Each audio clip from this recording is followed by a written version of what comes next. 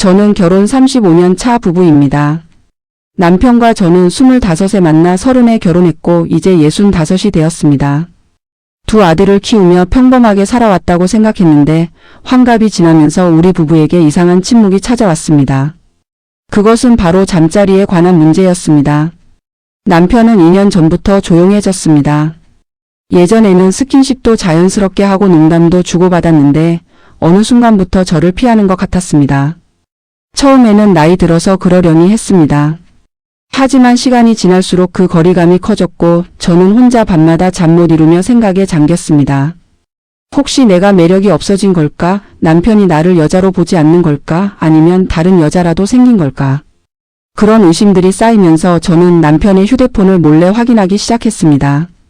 부끄러운 일이지만 불안감을 참을 수가 없었습니다.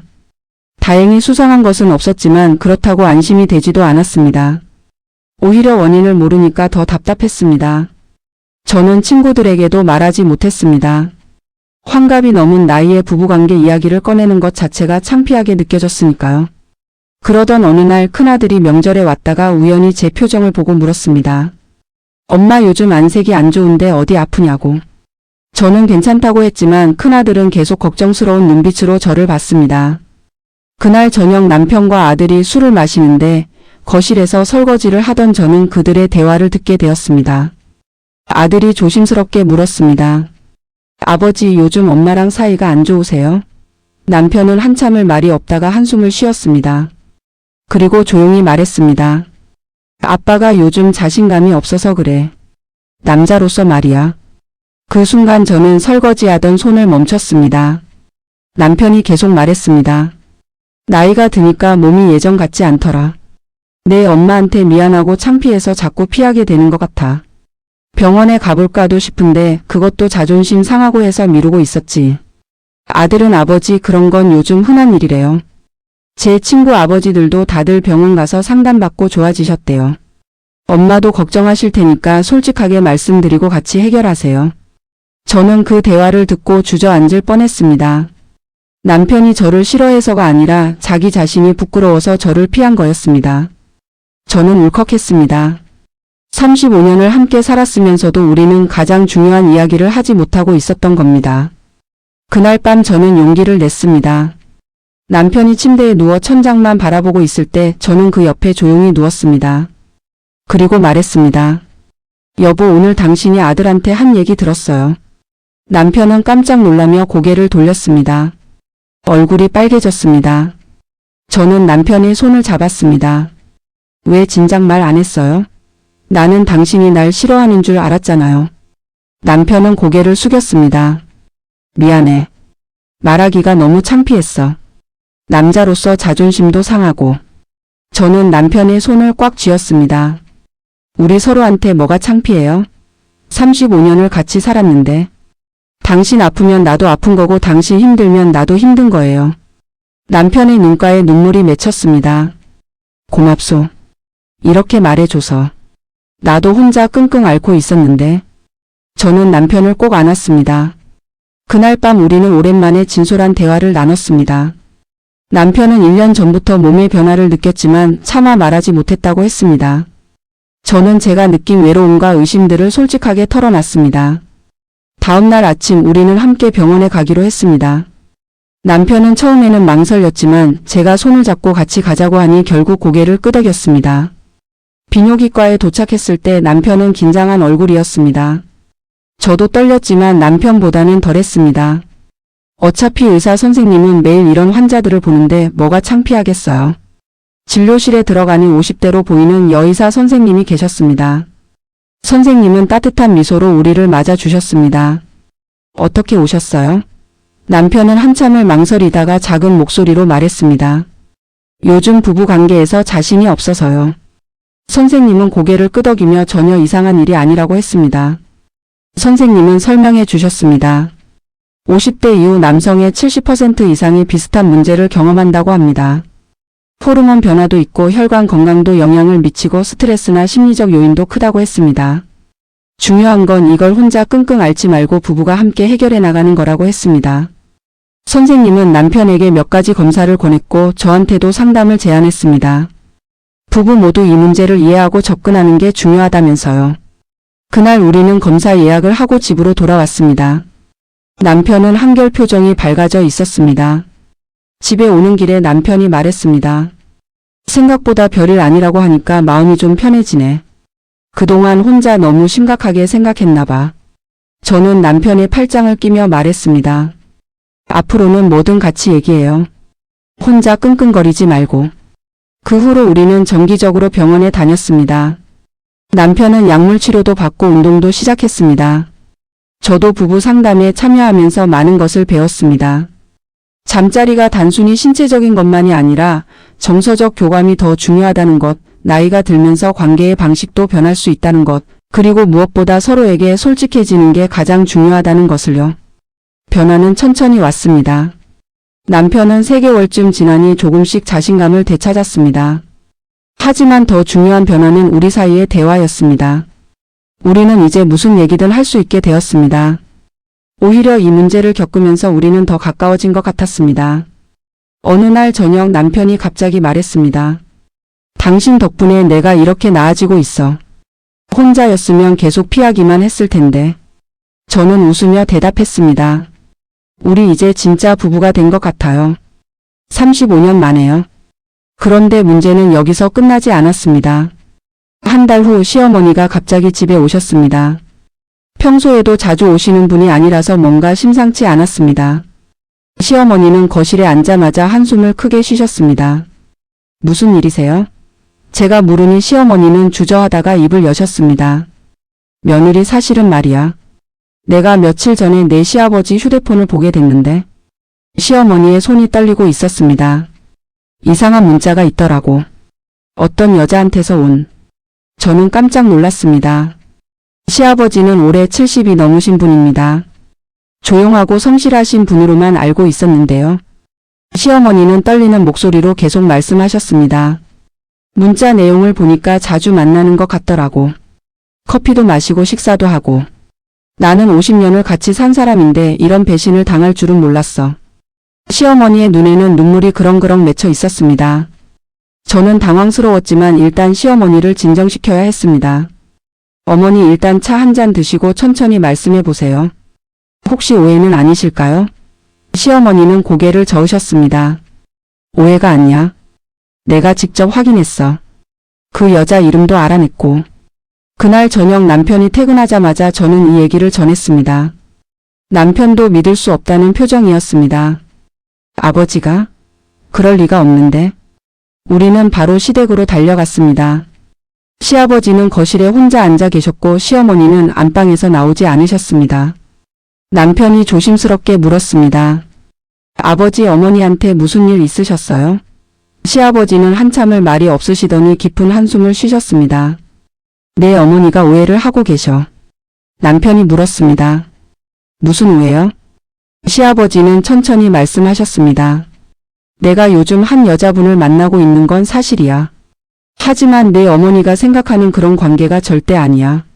그분은 심리상담사시고 나는 그분한테 상담을 받고 있었어. 남편과 저는 서로를 쳐다봤습니다. 상담이요? 시아버지는 고개를 끄덕이셨습니다. 사실 나도 내 어머니한테 말 못할 고민이 있었어. 나이가 드니까 남자로서 자신감이 없어지더라고. 내 어머니한테 미안하고 부끄러워서 상담을 받기 시작했지. 그런데 그게 들통난 거야. 저는 깜짝 놀랐습니다. 시아버지도 우리 부부와 똑같은 고민을 하고 계셨던 겁니다. 남편이 조심스럽게 물었습니다. 그럼 어머니한테 설명을 하시지 그러셨어요?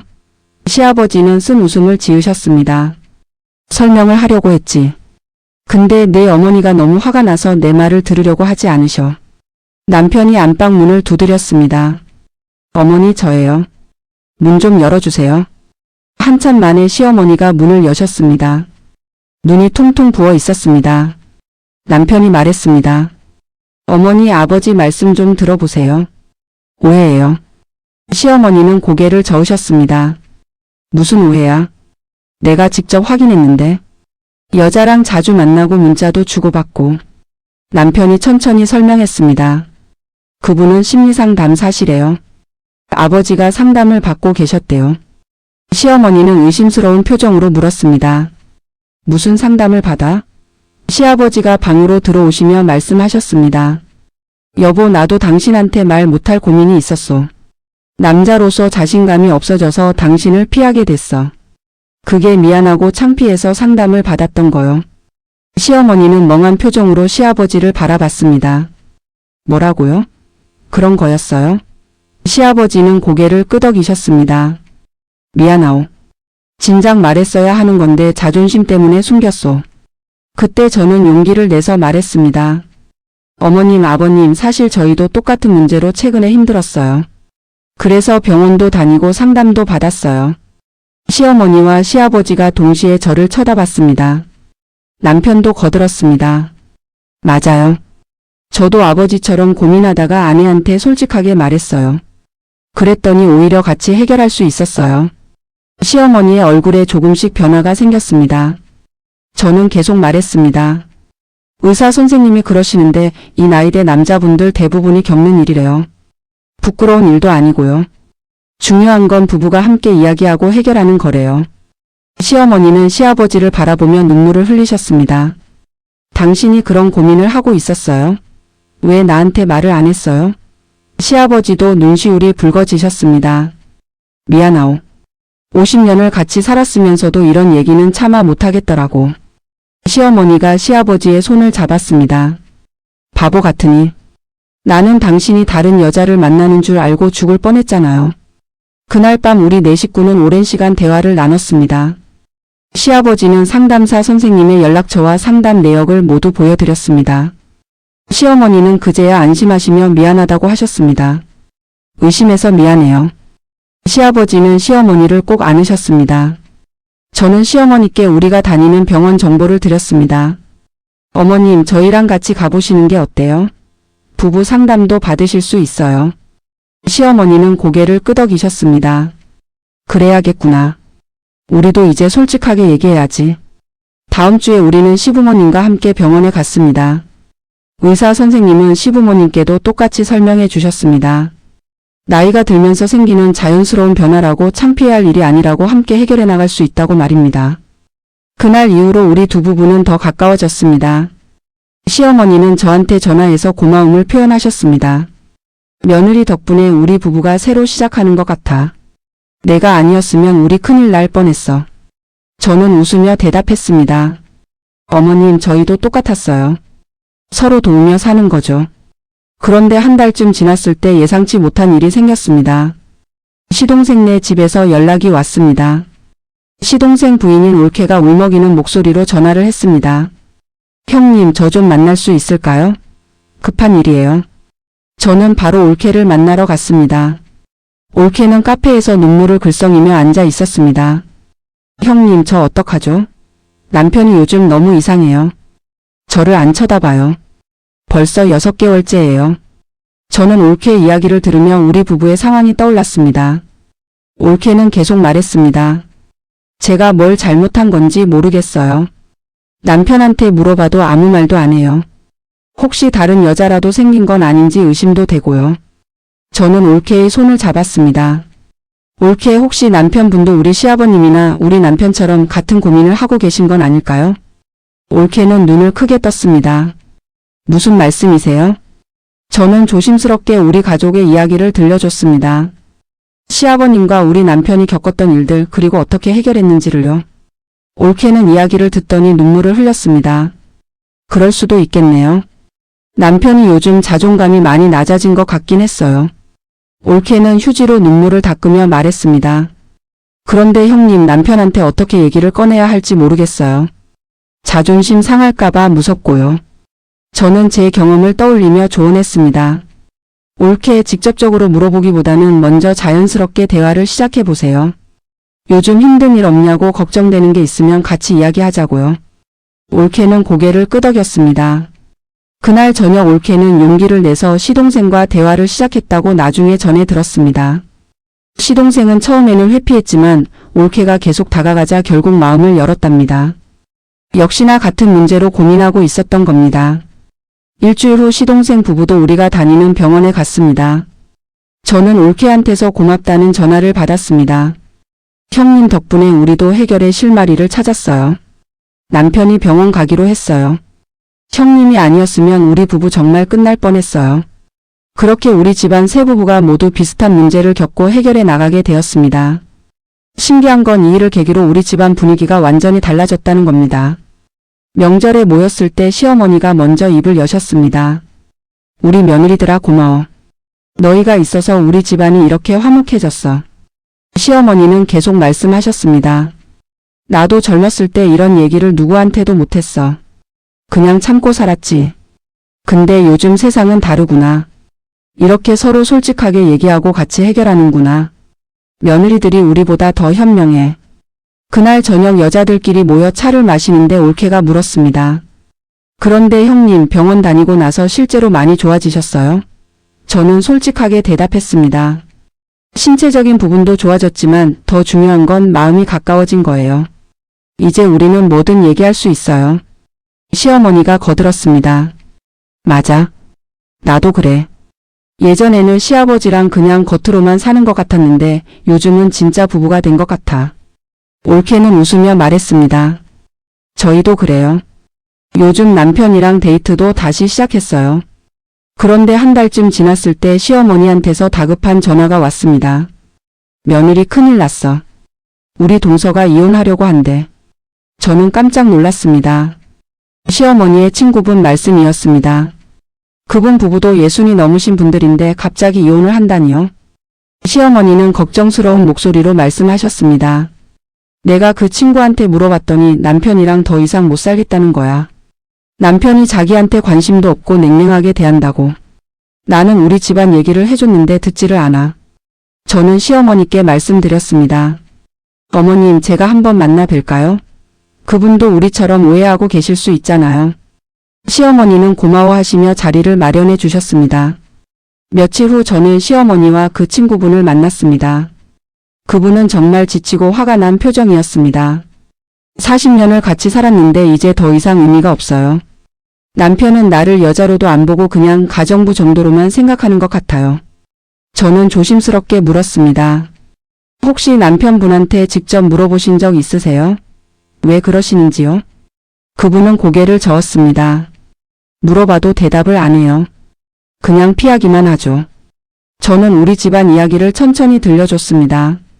시아버지와 남편 그리고 시동생까지 모두 비슷한 문제로 고민했던 것, 하지만 솔직하게 대화하고 함께 해결했던 것, 그리고 지금은 오히려 더 가까워졌다는 것을요. 그분은 이야기를 듣더니 표정이 조금씩 변했습니다. 정말 그럴 수도 있을까요? 우리 남편도 그런 고민을 하고 있을까요? 저는 고개를 끄덕였습니다.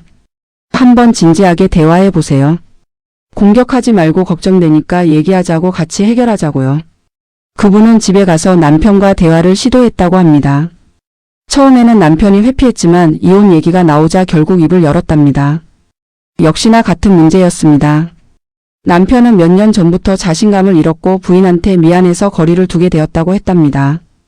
부인은 그제야 남편을 이해하게 되었습니다. 40년을 같이 살았지만 가장 중요한 대화는 못하고 있었던 겁니다. 그분 부부도 결국 병원에 가서 상담을 받기로 했고 이혼 얘기는 자연스럽게 없었던 일이 되었습니다.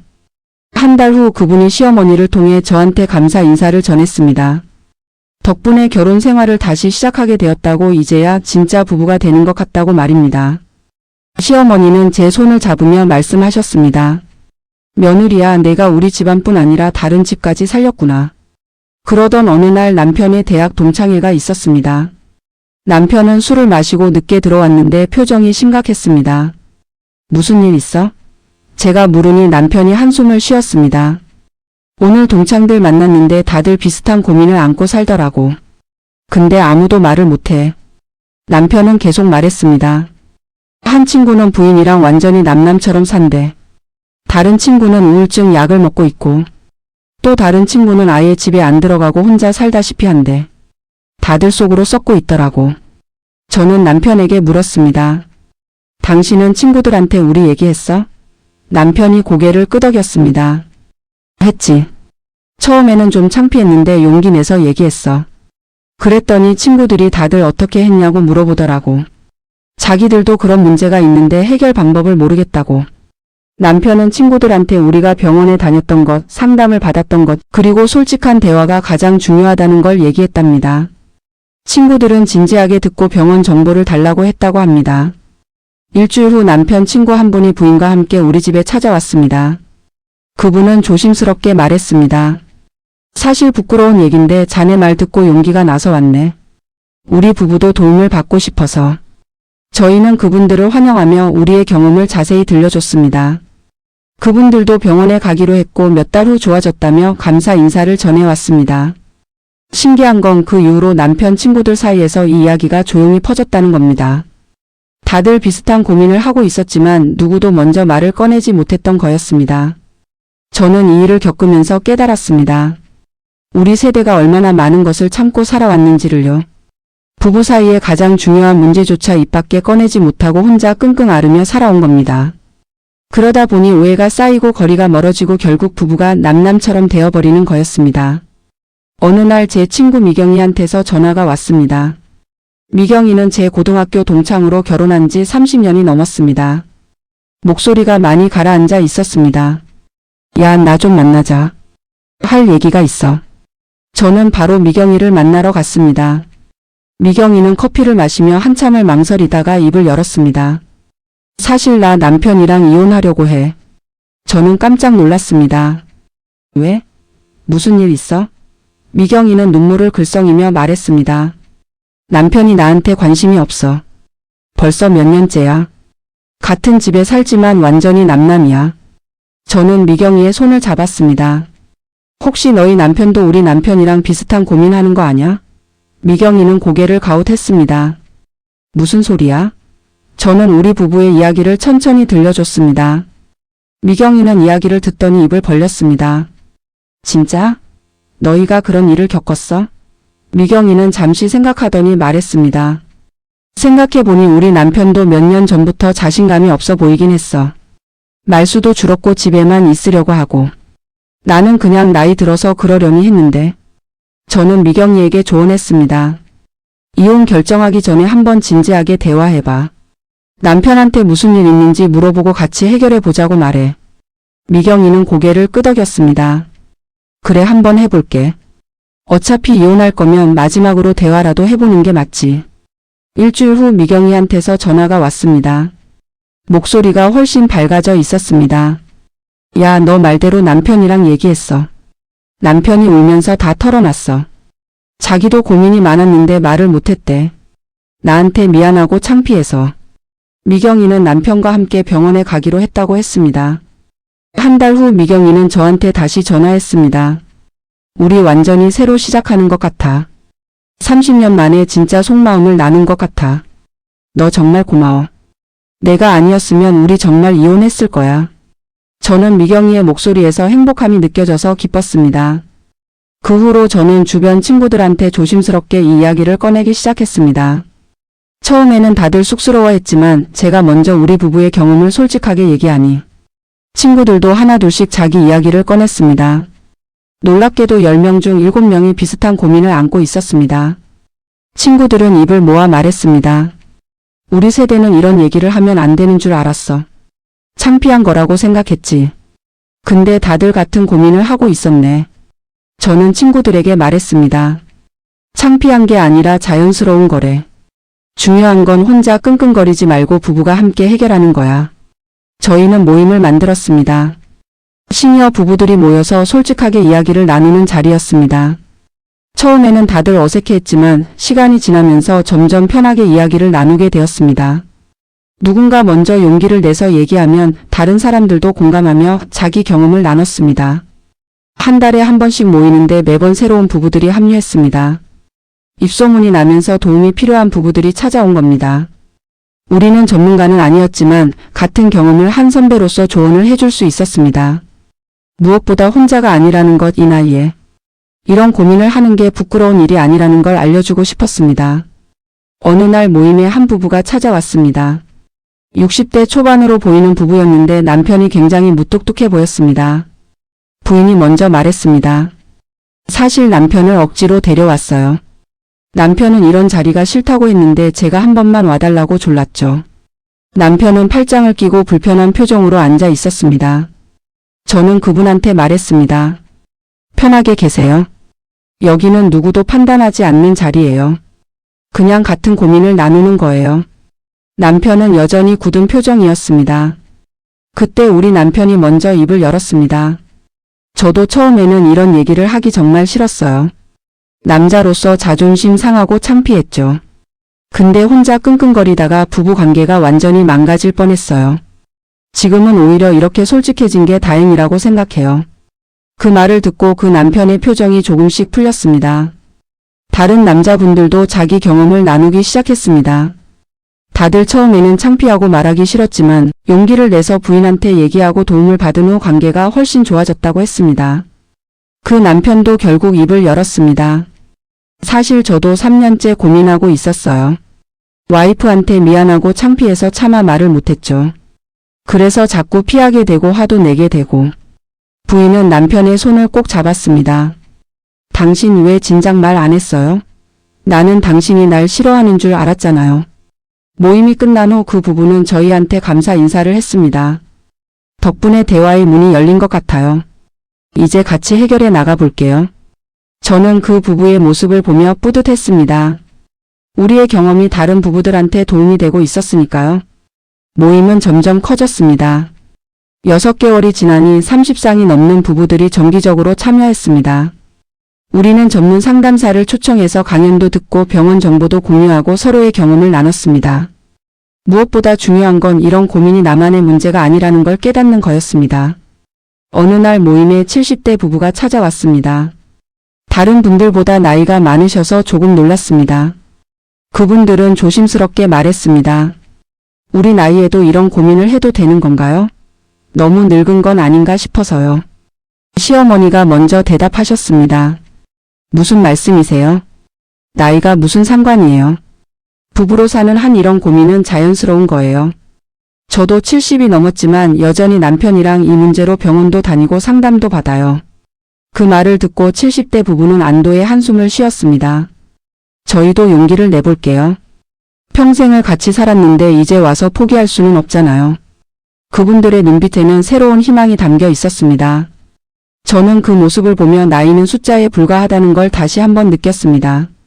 모임이 1년을 넘어가자 놀라운 변화들이 나타났습니다. 이혼 직전까지 갔던 부부들이 다시 손을 잡았고 10년 넘게 남남처럼 살던 부부들이 다시 대화를 시작했습니다. 무엇보다 부부들의 표정이 밝아졌습니다. 더 이상 혼자 끙끙거리지 않아도 되니까요. 한 부인이 모임에서 말했습니다. 저는 이 모임 덕분에 결혼 생활을 다시 시작했어요. 남편이랑 30년을 살았지만 이제야 진짜 부부가 된 것 같아요. 솔직한 대화가 이렇게 중요한 줄 몰랐어요. 다른 부인들도 고개를 끄덕이며 공감했습니다. 저는 이 모임을 시작하면서 깨달은 게 참 많았습니다. 우리 세대는 참는 게 미덕이라고 배우며 자랐습니다. 특히 부부 사이의 은밀한 문제는 절대 입 밖에 꺼내면 안 되는 것처럼 여겼죠. 하지만 그렇게 참고 살다 보니 오히려 부부 관계가 망가지는 겁니다. 남편과 저는 요즘 젊은 부부들보다 더 행복한 것 같습니다. 서로에게 솔직해졌고 무슨 얘기든 나눌 수 있게 되었으니까요. 때로는 손을 잡고 산책을 하고 때로는 데이트도 합니다. 35년 만에 다시 연애를 하는 기분입니다. 어느 날 큰아들이 집에 왔다가 우리 부부를 보고 말했습니다. 엄마, 아빠 요즘 진짜 다정해 보여요. 젊은 커플 같아요. 저는 웃으며 대답했습니다. 우리 이제 진짜 부부가 됐거든. 아들은 무슨 뜻인지 모르겠다는 표정이었지만 저와 남편은 서로를 보며 미소 지었습니다. 시어머니도 요즘 완전히 달라지셨습니다. 예전에는 항상 무표정하고 말씀이 적으셨는데 요즘은 자주 웃으시고 시아버지한테 장난도 치십니다. 시아버지도 시어머니 손을 잡고 다니시는 모습이 보기 좋습니다. 50년을 부부로 살았지만 이제야 서로를 이해하게 된 겁니다. 시동생 부부도 예전보다 훨씬 친밀해 보입니다. 명절에 만나면 부부가 자연스럽게 스킨십을 하고 서로를 배려하는 모습이 역력합니다. 올케가 제게 속삭였습니다. 형님 정말 감사해요. 형님 아니었으면 우리 부부 정말 끝났을 거예요. 모임은 계속 커져서 이제는 지역 복지관에서 정식 프로그램으로 운영하게 되었습니다. 복지관 관계자가 저한테 말했습니다. 이런 프로그램이 꼭 필요했어요. 시니어 부부들이 이런 고민을 얼마나 많이 하는지 몰랐어요. 앞으로도 계속 진행해 주세요. 저는 이제 작은 강연도 다닙니다. 다른 지역 복지관이나 경로당에서 초청이 와서 우리 부부의 경험을 나눕니다. 처음에는 떨렸지만 제 이야기를 듣고 용기를 얻는 분들을 보면 뿌듯합니다. 한 할머니가 강연 후에 제 손을 잡으며 말씀하셨습니다. 덕분에 용기가 났어요. 오늘 집에 가서 남편이랑 얘기해 볼게요. 남편도 가끔 남자 모임에서 자기 경험을 나눕니다. 남자들끼리는 또 다른 공감대가 있나 봅니다. 남편이 말하길 남자들은 특히 자존심 때문에 도움을 구하지 못한다고 합니다. 하지만 한 사람이 용기를 내서 얘기하면 다른 사람들도 자기 이야기를 꺼낸다고 했습니다. 저는 이 모든 일을 겪으며 깨달았습니다. 부부 관계에서 가장 중요한 건 섹스 자체가 아니라 소통이라는 것을요. 서로에게 솔직해지고 고민을 나누고 함께 해결책을 찾는 과정이 진짜 사랑이라는 걸 알게 되었습니다. 젊었을 때는 몰랐습니다. 그저 열정적인 관계만이 사랑인 줄 알았죠. 하지만 나이가 들고 몸이 변하면서 진짜 사랑이 뭔지 알게 되었습니다. 상대방의 약함을 이해하고 함께 아파하고 손을 잡고 일어서는 것. 그게 진짜 부부이고 사랑입니다. 요즘 남편과 저는 잠자리보다 대화를 더 많이 합니다. 손을 잡고 앉아서 하루 있었던 일을 나누고 서로의 마음을 확인합니다. 가끔 포옹을 하고 볼에 키스를 합니다. 예전처럼 격렬하지는 않지만 더 따뜻하고 깊은 사랑을 느낍니다. 친구 미경이가 요즘 저한테 자주 전화합니다. 남편이랑 여행도 다니고 새로운 취미도 함께 시작했다고 합니다. 30년 만에 신혼 기분이래요. 너 덕분이야. 정말 고마워. 미경이의 목소리에는 행복이 가득했습니다. 모임에 참여했던 부부들한테서도 좋은 소식이 계속 들려옵니다. 이혼 직전까지 갔던 한 부부는 지금 제주도 여행을 다녀왔다고 합니다. 10년 만에 처음 가는 여행이었대요. 또 다른 부부는 부부 상담을 받고 난 후 관계가 너무 좋아져서 주변 친구들한테도 추천하고 다닌다고 합니다. 저는 가끔 생각합니다. 만약 제가 그날 밤 용기를 내지 못했다면 어떻게 되었을까요? 남편과 저는 아마 계속 서로를 오해하며 멀어졌겠죠.